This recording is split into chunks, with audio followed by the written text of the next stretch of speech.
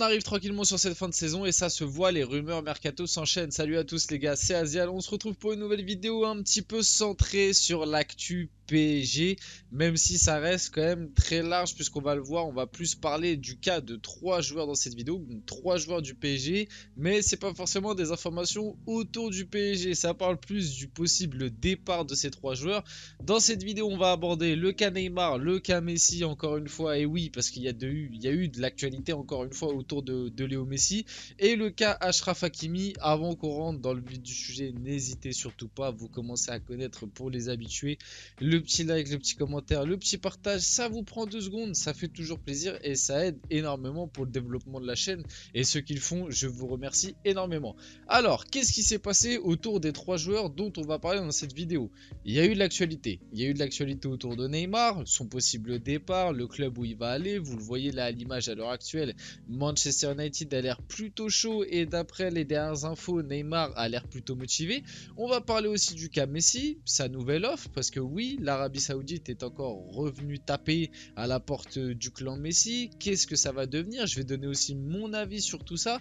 Et pour finir en fin de vidéo, on va aborder le cas Achraf Hakimi qui, dans la soirée hier, il y a eu une petite info comme quoi Achraf Hakimi était plutôt chaud à l'idée de quitter le PSG car voilà, il ne se sentait pas très à l'aise au sein du club de la capitale.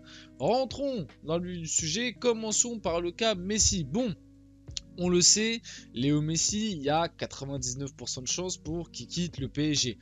Bon, savoir si je suis pour ou contre, honnêtement, j'ai fait tellement de vidéos sur le cas Messi. Franchement, vous allez un petit peu sur ma chaîne, dès que vous voyez Messi sur une miniature, ça veut dire que j'en ai parlé. Ce cas-là, on l'a fait, refait, refait. Pour aller très vite, moi je pense que pour le PSG et pour lui, c'est mieux que ça s'arrête. Voilà, l'histoire d'amour n'a jamais pris entre les deux. Autant qu'il aille voir ailleurs. Surtout que maintenant, il a fini le jeu, il a pris sa Coupe du Monde, il a battu encore quelques records cette année avec le PSG. Malgré tout, donc il peut aller où il veut. Honnêtement, même si là à l'heure actuelle, bon, ce serait plus beau qu'il retourne au Barça, aller en Arabie Saoudite, je ne serais pas choqué. Le gars, il va avoir 36 ans, le gars, il a fini le jeu. Franchement, pour trouver un mec franchement qui va détrôner Messi en termes de statistiques et de ce qu'il a fait ressentir à des gens sur le terrain, va falloir se réveiller tôt. Je peux vous dire qu'en tout cas dans la génération actuelle, j'en vois aucun, rien qu'arriver déjà à la cheville d'un Cristiano Ronaldo. Donc imaginez atteindre la cheville de Messi, même si entre Messi et Ronaldo l'écart est pas si immense qu'on veut nous le faire croire, mais malgré tout Messi reste au-dessus, je trouve. Et pourtant je vous dis ça en tant que portugais, et de base j'étais un peu plus fan de Ronaldo, mais force est de constater qu'avec les années qui sont passées, tu es obligé de dire que voilà, Messi, qu'est-ce que tu veux lui reprocher, le mec? À la limite, tu peux lui reprocher quelques traits de sa personnalité, etc. Mais bon, là c'est du chipotage et puis après tout c'est du foot, hein. On n'est pas dans Secret Story, les personnalités on s'en fout. Donc voilà, moi honnêtement il va décider de son avenir dans les prochains jours, il va donner il va donner sa décision. Moi s'il va en Arabie Saoudite ça ne me choquerait pas, après ce serait quand même plus beau qu'il aille au Barça. Lionel Messi veut prendre une décision sur son avenir dans les prochains jours et n'a pas encore d'offre officielle du Barça en raison du fair play financier. L'offre d'Al Hilal est toujours la même depuis avril, on va voir cette offre. Le clan Lionel Messi, enfin le clan de Lionel Messi, a déjà accepté une offre d'Al Hilal d'1,2 milliard sur 2 ans, soit 600 millions d'euros par an. C'est des sommes astronomiques, soit plus du double que ce que touche actuellement Cristiano Ronaldo. Et pour rappel, quand Ronaldo il est parti en Arabie Saoudite cet hiver, on s'est dit oh le contrat de fou furieux qui se met. Dites-vous que là c'est plus du double, parce que je crois que Ronaldo, si je me trompe pas, il est autour de 400 et quelques millions par an. Donc là Messi il sera, non pas 400, non 200 et quelques millions par an, et je crois que c'était 500 millions tout. Là les gars, Messi c'est 1,2 milliard sur 2 ans, c'est vraiment une dinguerie. Bon, mon avis sur tout ça, est-ce que je pense que Messi malgré tout va rejoindre l'Arabie Saoudite? Mon premier avis était plutôt de dire non. Voilà, je vous dis la vérité, je me suis dit bon, l'Arabie Saoudite ils peuvent ramener autant d'argent qu'ils veulent, je pense que l'histoire d'amour entre Messi et le Barça restera supérieure.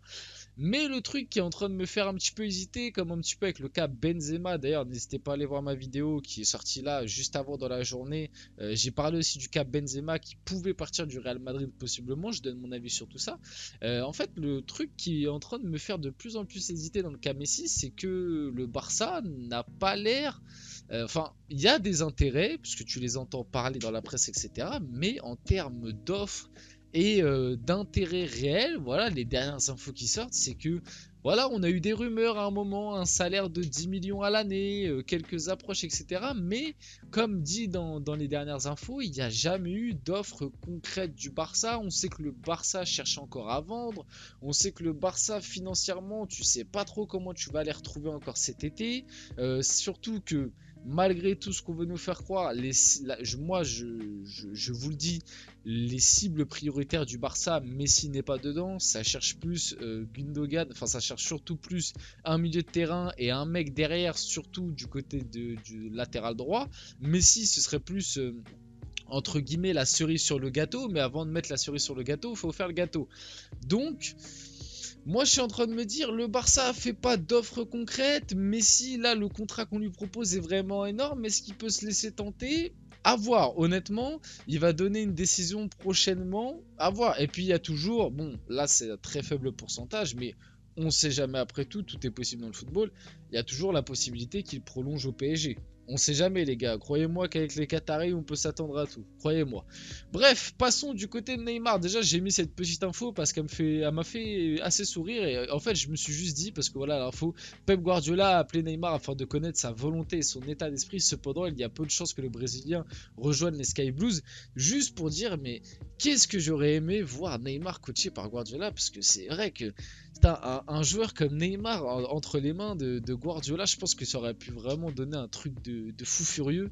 Un peu comme, enfin, non, pas comme un Messi à l'époque, mais vous avez compris ce que je veux dire, ça aurait vraiment pu être fou.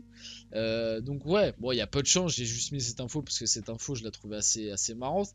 Malgré tout, Neymar ne voit que ne se voit que à Manchester United, pardon, ou au PSG la saison prochaine. Le Brésilien a refusé des approches de l'Arabie Saoudite. On va voir ensuite, par la suite, pardon, une offre de 400 millions d'un club de Saudi Pro League. Donc 400 millions, c'était pas pour payer le transfert, c'était le salaire qu'on lui proposait, je crois, par an. Donc 400 millions.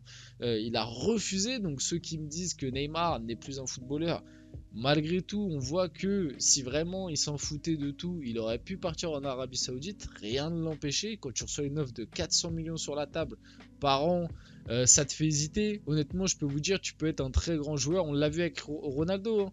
Ronaldo, bon bah voilà, sa situation à Manchester United était compliquée. Tu reçois Ronaldo, c'était combien? 500 millions, je crois, sur 2 ans. Ouais, tu reçois 500 millions comme ça sur 2 ans, voilà, t'hésites honnêtement. Donc ouais, Neymar séduit par la potentielle idée de jouer à Manchester United et ne se voit que là-bas ou au PSG. Il a donc refusé cette offre du côté de l'Arabie Saoudite. Pareil, je vais pas me répéter. Du côté Neymar, j'en ai parlé dans tellement de vidéos, les gars. Franchement, si ça vous intéresse, je vais pas refaire toute une analyse et tout. Pareil, en plus, j'ai sorti une analyse sur le cas Neymar à Manchester United il y a pas si longtemps que ça. Je crois que c'était il y a moins d'une semaine en tout cas. Donc, n'hésitez pas à aller revoir ces vidéos. Pareil, pour faire très court, parce que j'ai pas envie que la vidéo dure trop longtemps.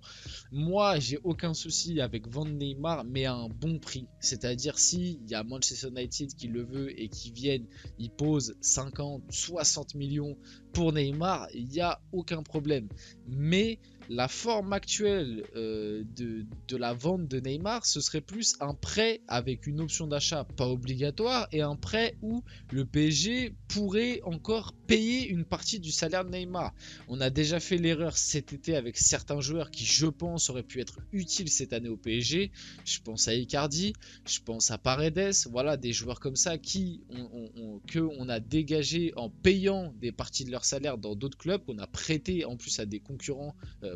Paredes à la Juve, hein, la Juve qu'on a affronté en poule de Ligue des Champions, donc c'était des concurrents, et tu payais en plus une partie de leur salaire, et c'est des joueurs qui auraient pu être utiles cette saison.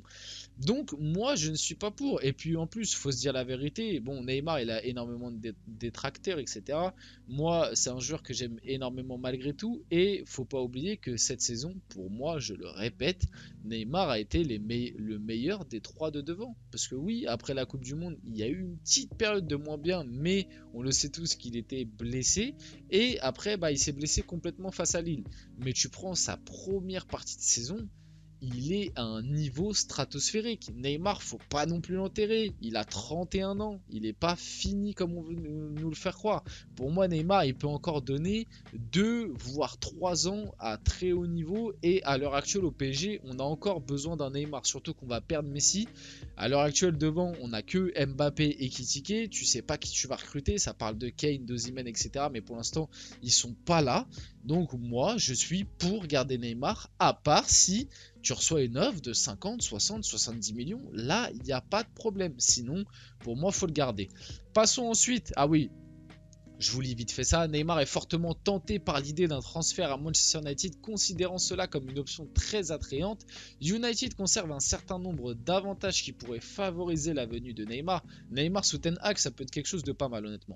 L'entourage du joueur a été contacté et des discussions sont en cours. Neymar est séduit par cette possibilité et ne peut s'imaginer jouer ailleurs qu'à United ou au PSG. Un départ cet été est donc très probable et sérieusement envisagé. Je vous ai donné mon avis un peu là-dessus.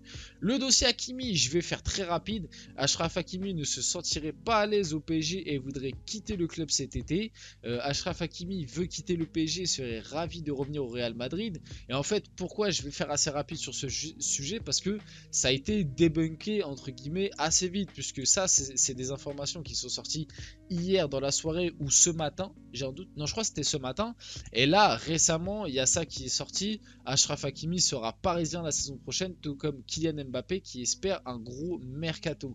Et de toute façon, c'était déjà sorti ces derniers temps. Oui, on le sait, Hakimi, il n'est pas hyper à l'aise au PSG, notamment sur le terrain. On le sait, voilà, la relation ne s'est pas créée, on va dire, avec ses coéquipiers, très peu trouvée, avec le jeu qui penche énormément à gauche. Cette saison d'Hakimi, elle n'est pas bonne. Enfin, depuis qu'il est au PSG, Hakimi nous a pas montré son plein potentiel. Malgré tout, moi, je pense que dans un bon collectif, avec un bon coach et on va dire une confiance un peu retrouvée, parce qu'il a quand même traversé une sacrée année de galère, Achraf Hakimi, je pense que ça reste un des meilleurs latéraux droits, piston droit sur le marché. Et je crois encore, en plus il est assez jeune, et je crois encore en lui au PSG tout simplement. Donc moi je suis pas du tout pour le vendre, surtout que ça part du Real Madrid. En plus le Real Madrid a vraiment besoin d'un latéral droit, donc du côté du Real ce serait très intéressant, même si j'ai vu qu'il s'était aussi positionné pour Cancelo. Donc à voir pour le Real, mais moi du côté du PSG il faut absolument garder Hakimi. Je vois pas pourquoi on vendrait Achraf, surtout que à l'heure actuelle si tu le vends derrière il te reste que Mukele, faut que tu ailles rechercher un mec. Donc voilà, il n'y a aucun intérêt à vendre Hakimi, à part si vraiment il fait le forcing pour partir. Mais je le vois pas non plus faire le forcing pour partir. Malgré tout, voilà, on sait la bonne entente avec Mbappé. Je sais que Nasser aussi a un très gros soutien derrière Hakimi et qu'ils sont assez proches. Alors bon, ça peut avoir des côtés positifs comme négatifs du coup pour certaines choses. Peut-être un peu trop chouchouté à certains moments, certaines prestations que tu peux remettre en cause. Mais bref, bon voilà, cette info, voilà, je vous l'ai mis parce que c'était intéressant d'en parler. Comme ça, tu peux parler aussi un petit peu du cas Hakimi qu'on a peu abordé récemment sur la chaîne. Mais voilà, je le vois pas partir et de toute façon, j'ai pas envie qu'il parte honnêtement. Bon, n'hésitez pas à me donner déjà votre avis sur tout ça dans les commentaires. Bien évidemment, je les lirai et j'essaierai de répondre à tout. C'était Azial, les gars. J'espère que la vidéo vous a plu. N'hésitez pas, petit like, petit commentaire, petit partage, ça fait toujours plaisir. Et on se retrouve très rapidement pour une prochaine vidéo.